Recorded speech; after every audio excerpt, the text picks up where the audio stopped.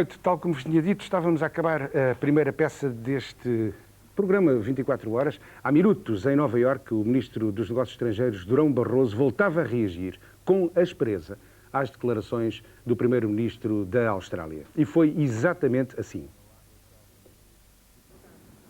Se no eixo Lisboa-Jacarta muito pouco de novo há a acrescentar quanto a progressos nestas negociações diretas entre Portugal e a Indonésia, no eixo Lisboa-Canberra aí há de facto notícia, e ela veio aqui hoje das Nações Unidas com uma vigorosíssima reação do Ministro Durão Barroso às declarações do Primeiro-Ministro australiano Paul Keating feitas à TV da Irlanda sobre a situação em Timor.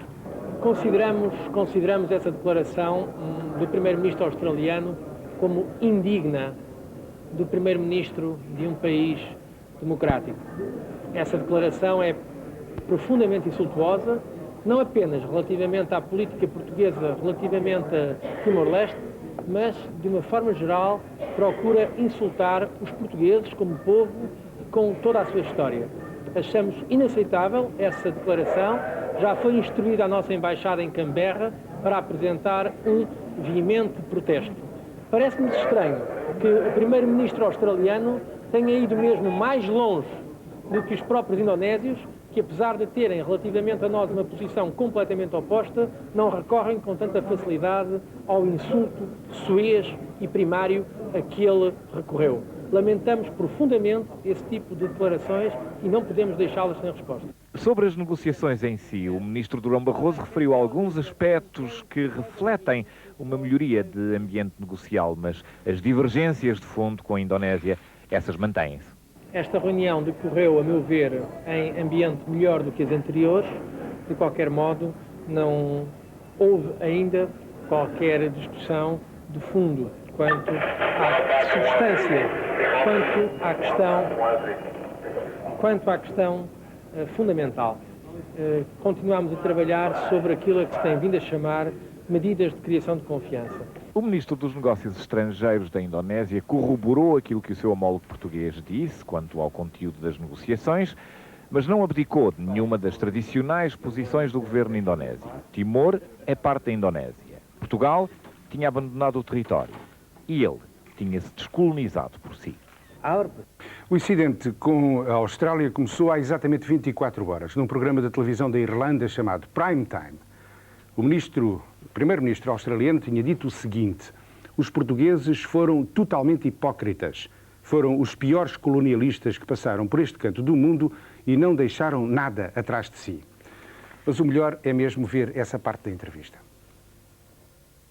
The Portuguese were total hypocrites. They were the worst colonists in this part of the world. They left no legacy behind, and we've now got a common continental shelf between which it's impossible to configure boundaries, and so we are jointly developing it. It's the same sorts of things that happen in the North Sea. It's just a sensible way to conduct oneself, and to be in any way moved by the hypocrisy of Portugal in this exercise would be foolish indeed. But by doing so, aren't you recognising a questionable occupation, an illegal occupation? Well, that debate is over. That was the time to have had that was in the middle 1970s. That opportunity's passed. I think to be arguing now against the incorporation of East Timor into Indonesia would be absolutely fruitless. But what one should argue is that those people be properly treated and that opportunities be made available to them, and that the Indonesian authorities change their tune in relation to human rights, especially for Timor. Ora bem, Timor também esteve no interesse das figuras gradas da maçonaria que estão reunidas em Lisboa, que aqui foram recebidas pelo Secretário de Estado da Cooperação e que falaram há poucas horas ao 24 horas. Eu direi que há 2 ou 3 campos. Por exemplo, Timor é talvez uma hipótese. Nós fazemos alguma coisa nesse sentido. Por exemplo. De que forma? Não sei, uma questão por combinar posteriormente. Nós temos de pensar já nisso há bastante tempo e talvez possamos enviar mensagens aos nossos homólogos das regiões próximas e, enfim, das regiões que estão interessadas no problema de Timor, para ver se conseguimos, enfim, suavizar um pouco a situação, sem nos querermos imiscuir, bem entendido, no problema de base, não é? Sem margem para dúvidas, Timor passa pelos planos da maçonaria portuguesa. É um caso típico da influência das grandes lojas nas decisões dos políticos e, por mais que os maçons se demarquem da política, os exemplos sucedem-se. Ainda recentemente, a propósito da situação revelada e conhecida de toda a gente, de casos de mulheres e crianças angolanas que estão nos dois campos adversos, é evidente que nós fizemos uma pequena demarche nesse sentido, quer dizer, tentamos contribuir para o apaziguamento da coisa. Não sei ainda que efeitos isso teve, mas parece que não vai ter algum efeito. O grão-mestre da grande loja regular portuguesa é ele o anfitrião da cerimónia ritual que amanhã tem lugar em Lisboa. Um encontro à porta fechada, no Segredo dos Deuses, vai reunir mais de 200 membros da organização. Entre eles, 5 grandes mestres e secretários, discretos como convém. Mesmo assim, ousaram dar a cara à RTP. Palavras cuidadosamente medidas, ainda assim suficientes para confessar resultados e reafirmar princípios. Dans la mesure où la maçonnerie attachée à cet idéal pourrait jouer un rôle, nous sommes disponibles pour jouer ce rôle, mais j'ajoute immédiatement que ça ne pourrait pas se faire de manière spectaculaire. Regardez aujourd'hui, vous avez un événement considérable qui vient de se passer en Israël. Eh bien, peut-être parce que les uns et les autres ont trouvé des lieux où ils devaient dialoguer. Et peut-être ces lieux ne seront peut-être pas éloignés de l'appartenance maçonnique des uns et des autres. But the influence would be that perhaps, as I said, indirectly to bring those people who may play a part in bringing the understanding to resolve such issues in a very indirect way. Vozes da maçonaria ou de uma diplomacia de bastidores, de mão dadas com a diplomacia oficial, tal como demonstra o encontro esta manhã no Ministério dos Negócios Estrangeiros. Público, mas não publicado, ou não fosse a sombra, o terreno privilegiado da maçonaria. Há coisa de uma hora, os lisboetas receberam a prenda de um filme que não se encaixa no ramo cinematográfico comercial, ou seja, trivial emenda norte-americana.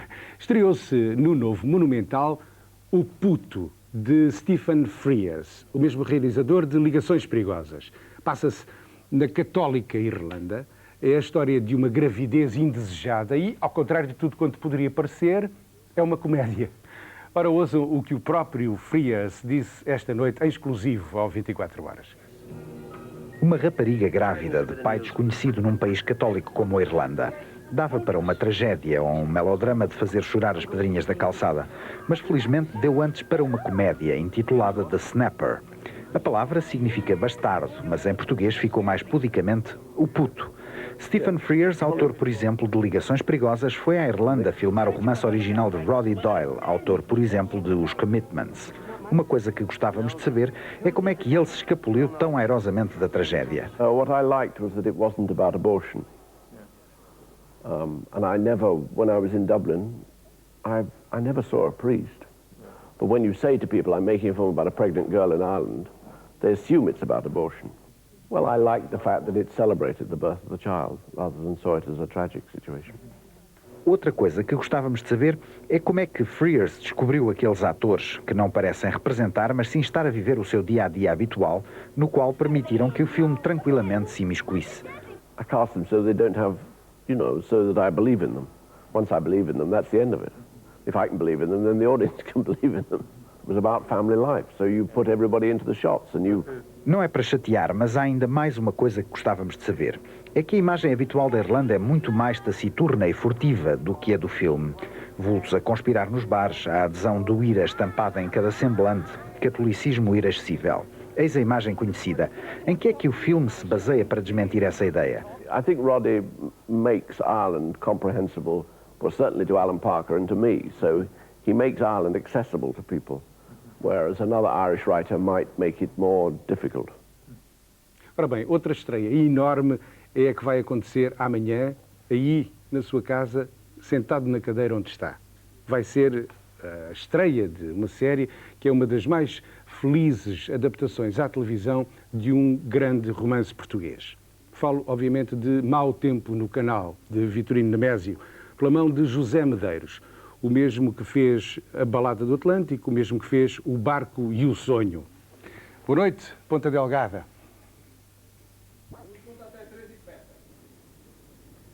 Boa noite, Ponta Delgada. Boa noite, Lisboa. Olá, Zé Medeiros. Ó Zé, vamos começar pelo fim. Disseram-me que depois do Mau Tempo no Canal, que tu, açoriano de Gema, te preparas para adaptar à televisão outro romance açoriano, A Gente Feliz com Lágrimas, do João de Melo. É verdade isto ou não? Confirma lá às pessoas. É verdade. Se bem que nós não iremos trabalhar o Gente Feliz com Lágrimas para já. Possivelmente iremos fazer alguns trabalhos de menor dimensão, entretanto, mas está previsto adaptarmos o romance do João de Melo. Esta adaptação do Mau Tempo no Canal deve ter sido, é uma pergunta particularmente complicada, pelo número de personagens que o romance tem. Como é que tu resolveste isso, Zé?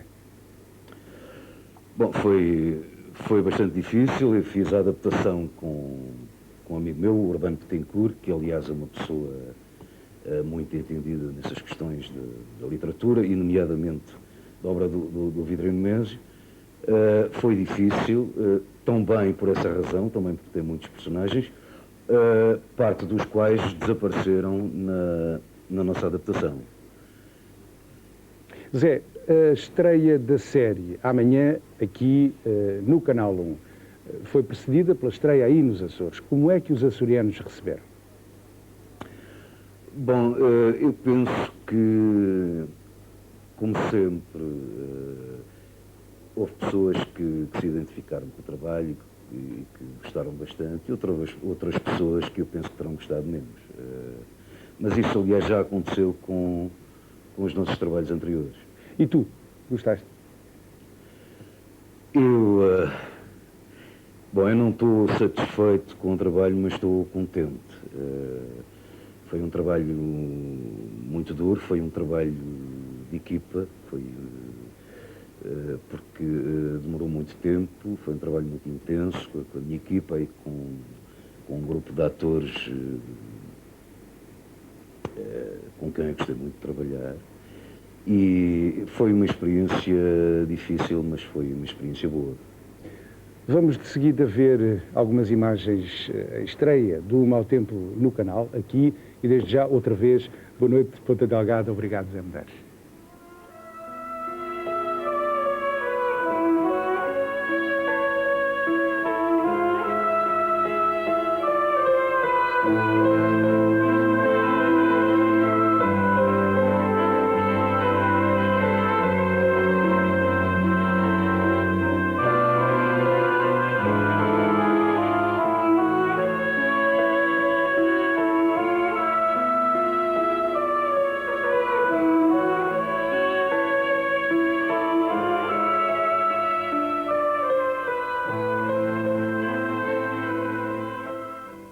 Pois, por incrível que pareça, algumas das melhores livrarias de Lisboa disseram-nos, ao fim da tarde de hoje, que não têm exemplares do Mau Tempo do Canal para vender. Esgotaram-se, não há? Tem ainda algum exemplar do livro Mau Tempo no Canal, de Vitorino Nemésio? Não, já não temos nenhum. A obra está esgotada. Há quanto tempo é que esgotou?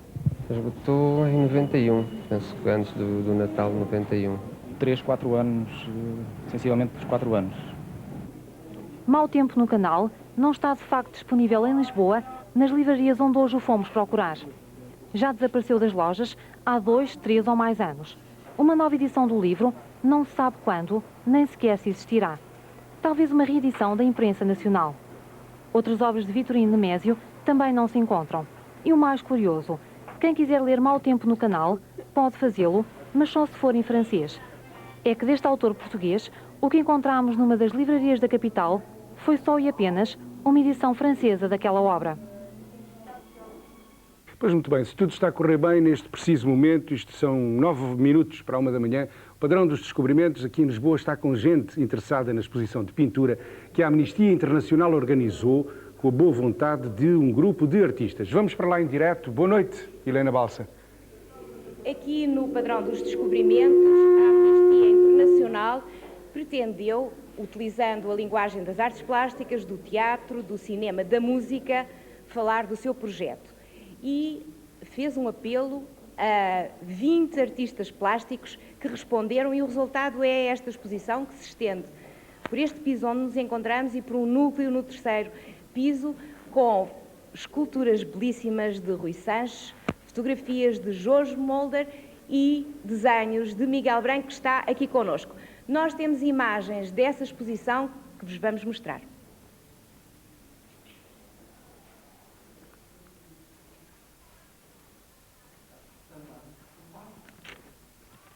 No âmbito desta quinzena, destacamos os seguintes espetáculos que se realizam no São Luís às 21h30.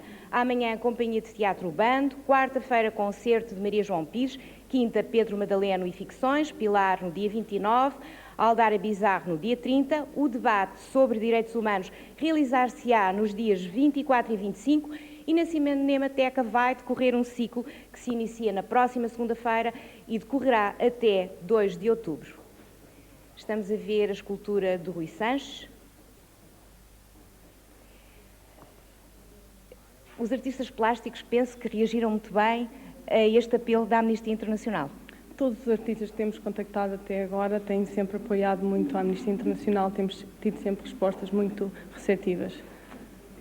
E não só artistas plásticos, penso que também criadores de muitos outros campos estão neste momento a colaborar com vocês. Sim, temos músicos, temos atores de teatro, temos outros agentes culturais que nos oferecem o seu espaço para podermos passar filmes sobre o tema dos refugiados. Temos pessoas que participam em colóquios.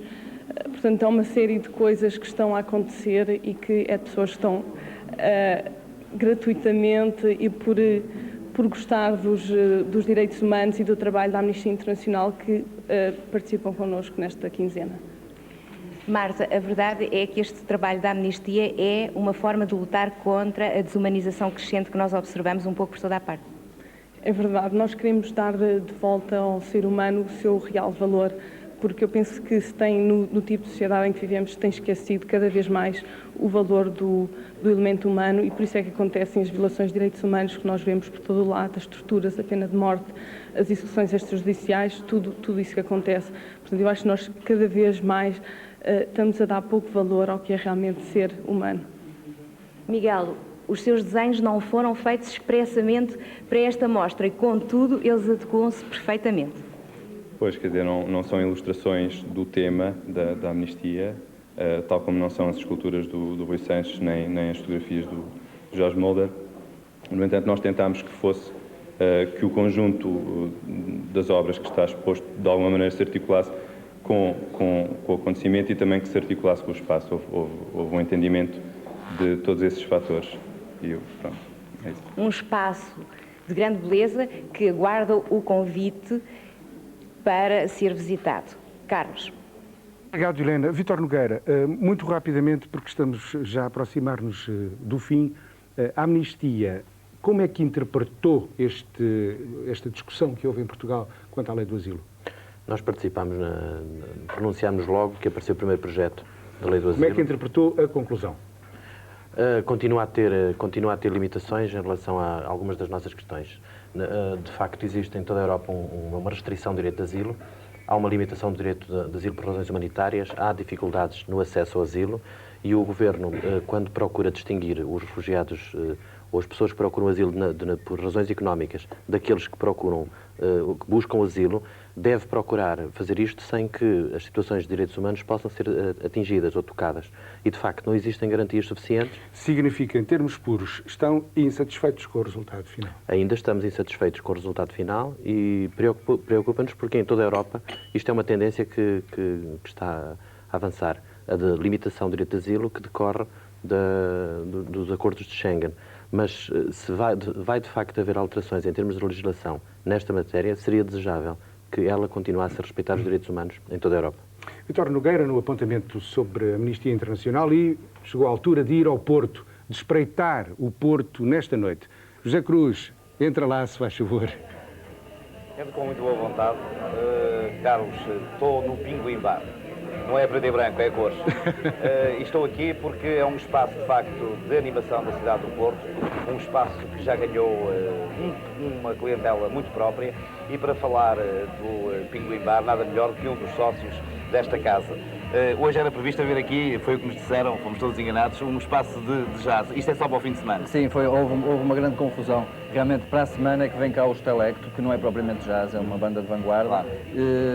Hoje seria para ter havido uma sessão de poesia extraordinária, mas essas sessões acontecem todas as segundas-feiras. Há mesmo uma tertúlia própria. Exatamente. Há 4 anos que se junta aqui uma tertúlia de poetas e não poetas, que todas as segundas-feiras, a partir da meia-noite... Mas nós dessa tertúlia de poesia trataremos talvez, provavelmente lá mais para dentro, mas a uma sexta-feira. Okay. Pois, Carlos, de qualquer das formas, aqui a sua casa não é propriamente um café no sentido normal do termo, é um espaço mais de encontro onde as pessoas vêm aqui para discutir. Eu vejo aqui ao lado um homem que afanosamente, penso eu, está a realizar um estudo astrológico. Sim. Mas, portanto, as pessoas vêm aqui para trocar opiniões. Exato, para falar... é um sítio onde se ouve música, mas para além do mais, e onde se vêem espetáculos, mas para além do mais é um sítio de convívio, ou seja, é um sítio onde se debatem ideias, trocam ideias, onde as pessoas são o que são. E hoje provam comida e produtos mexicanos. Sim, há uma festa mexicana, para assinalar o Dia da Independência do México foi ontem, também mais uma pequena confusão, mas o Chile não é lá também, não? Não, é fresquíssimo. Veio agora do restaurante, é muito picante, tem tabasco. Bom, Carlos, mas para falar da noite do Porto, não podemos restringir lá aqui, obviamente, ao Pinguim Bar. Há mesmo uma revista que eu não conhecia, confesso a minha ignorância, chama-se Metro. É uma revista dedicada a assuntos culturais, é mensal e trata principalmente da noite. O editor desta revista é o Paulo Brunhosa, que também está aqui. Paulo, como conhecedor da noite aqui no Porto, eu pergunto, a noite no Porto deu um salto de muito pouca coisa que havia, agora há muito. Posso dizer que a noite a Metro no Porto?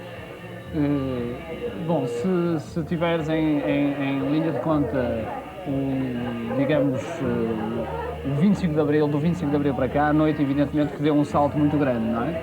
Agora, eu penso que neste momento, com a recessão, com a crise que se vive e de alguma forma com talvez um certo desencanto, um certo desgaste que se instalou, eu penso que a noite no Porto está algo estagnada e algo em qualquer das formas, decadência. Há já muitas esplanadas na zona histórica, na Foz, e penso que isso é uma forma de animação de uma cidade que era tida como do trabalho, que não se divertia. No Porto também há pessoas que se divertem. Evidentemente que sim, não é? Mas, apesar de tudo, uma minoria. Eu penso que os portugueses e os portuenses em geral continuam a ser pessoas um tanto ou quanto surumbáticas e pouco dadas a Pois, mas isso é uma questão de gerações que vai levar a alterar. Aqui assim, as pessoas que cá vêm maioritariamente são novas? O local aqui, quer dizer, aparecem pessoas de todos os géneros, digamos, de todas as idades. José Cruz. Por exemplo, a poesia começou realmente com pessoas de uma faixa etária entre os 27 e os 35, e neste momento temos aqui os surfistas, têm todos 18, 19, vêm da Foz de propósito para ver a poesia. Temos aqui gente com uma idade que realmente não parece ser possível que se estejam interessados por poesia da maneira que se interessam. José Cruz, diz, Carlos. Faz-me um favor, mostra lá a revistinha outra vez. Mostra a revista? Sim. A Metro. A Metro. Zé Jorge Letria, conhecias esta revista? Não conhecia ainda. Fico a conhecê-la agora e agrada-me bastante saber que há esta publicação, até porque, como editor do Jornal de Letras, tenho a obrigação de a conhecer. Mas é por isso que eu te faço a pergunta. Quer dizer, finalmente há uma nova edição em Portugal, aqui ao lado no Porto, e se calhar não chega a Lisboa, não está aqui ainda conhecida. Carlos, deixa-me interromper para dar uma informação complementar. Esta revista, de facto, é publicada e dirige-se e é vendida nos locais habituais como qualquer outra revista, mas também tem uma distribuição gratuita. Aliás, na sua primeira série, ela era de distribuição gratuita. Agora custa apenas 100 escudos e é feita em papel ecológico. Também é uma boa novidade. Pois é, está bem. Quer dizer, nem à borla as coisas cá chegam a Lisboa.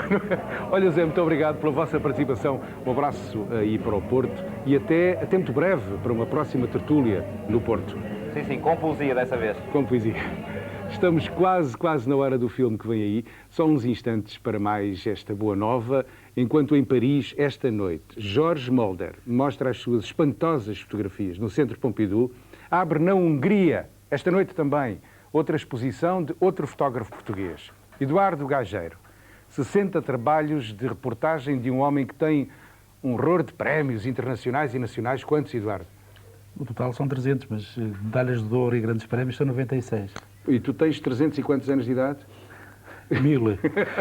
Eduardo, a tua... Eu gosto muito da minha profissão e é por isso. A tua insistência na reportagem fotográfica continua nas mesmas linhas, a saber, tu não gostas de fotografar pedra, linhas, geometrismos, texturas, tu tens que ter gente. É Sim, assim? eu sou fundamentalmente um fotógrafo de pessoas. Gosto muito de fotografar o homem. E por isso vou fazer mais um álbum fotográfico que vai focar fundamentalmente os trabalhadores. Eu tenho fotografias, andei a reunir ao longo destes anos todos de profissão. Vou começar com fotografias feitas na velha fábrica de louça de Sacavém e com fotografias muito recentes, feitas na siderurgia e noutros lados. Agora vai ser todo um álbum de fotografias com o homem. Esta exposição na Hungria hoje, a propósito, o que é que estás cá a fazer? Porquê é que não estás na Hungria? Olha, estou muito triste. Estás muito triste? Estou, porque entretanto pedi um subsídio da Secretaria de Estado da Cultura que não foi dado. Bom. Mas de qualquer modo lá estão as fotografias e acho que é bom para a fotografia portuguesa estar representado um fotógrafo, porque, segundo julgo saber, não é habitual, julgo até que nunca aconteceu, um fotógrafo português ter 60 fotografias